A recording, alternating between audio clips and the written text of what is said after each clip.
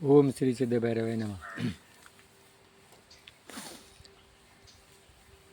बघा, ज्या वेळेला वानरांनी सेतू बांधला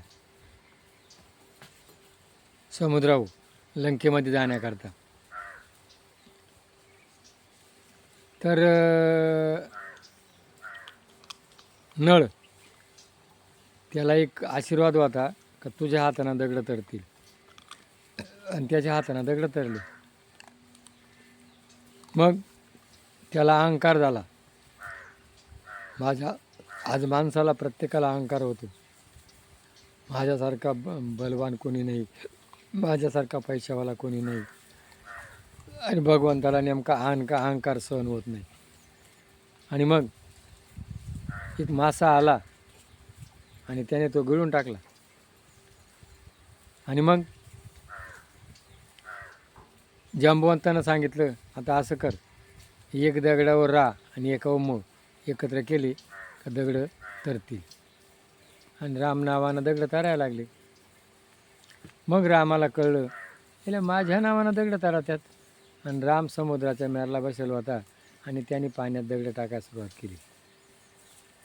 दगड टाकला का बुडाला, दगड टाकला बुडाला. आणि बघा, हनुमंत ते बघत होता. आणि मग हनुमंतानी रामापाशी आला, म्हण देवा तुम्ही काय करत्या? काय नाही म्हण. अहो म्हण काय दगड काय पाण्यात फेकित्या? अहो म्हण, अरे म्हण माझ्या नावानं दगड तरतात, मी फेकत होते पाण्यात बुडत्या. अहो तुमच्या नावानं दगड तळात्या, पण तुमच्या हातातून जो सुटला तो बुडला. म्हणून रामाच्या नावापासून जो सुटला तो संपला.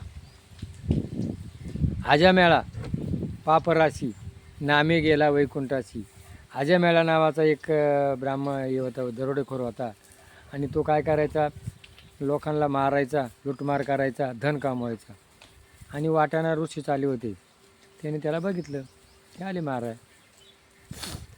तर त्याने काय केलं, त्यांना घरी नेलं, मुक्कामी केलं आणि त्यांना जेवण बिवण दिलं. सकाळी ते निघाले. आता पद्धत आहे, साधू संत जे असतात ना, ब्राह्मण, यांना वाटला चालण्याकरता जे भाडं द्यावं लागतं त्याला दक्षिणा म्हणतात. आणि मग म्हणे आम्हाला दक्षिणा, म्हणत तुम्हाला मी मारलं नाही, तुमच्याकडून काही लुटलं नाही, हीच तुमची दक्षिणा.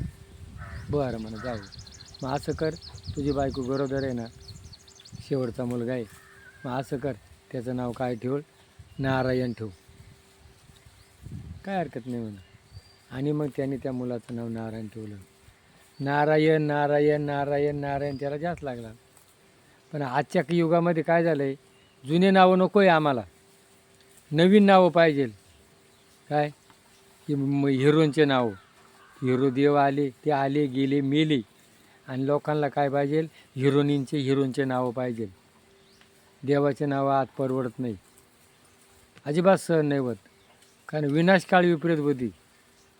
आणि मग त्याला यमाचे दूत आले आणि विष्णूचे दूत आले. मग त्यांनी सांगितलं, विष्णुदूतांनी, त्यांनी नारायण नावाचा जप केलेला आहे, पहिलं जरी पाप केलं आहे, म्हणून आपल्या घरामध्ये आपले जे मुलं आहेत त्या निमताना का होईना आपल्या तोंडात कोणाचं नाव येतं, देवाचं. तरी कृपा करून हे जुने जे हिरोचे नाव आहे ना, ते त्यांनी पैसे कमावले, कोट्याधीश झाले, मरून गेले, ते हिरोचे नावं ठेवू नका, देवाचे नावं ठेवा. त्या निमित्तानं देवाचं नाव तोंडात येतं. असं राम नावानं जर तरणावत असेल तर त्याचा उद्धार होतो. हे पटलं असेल तर क्लिक करा.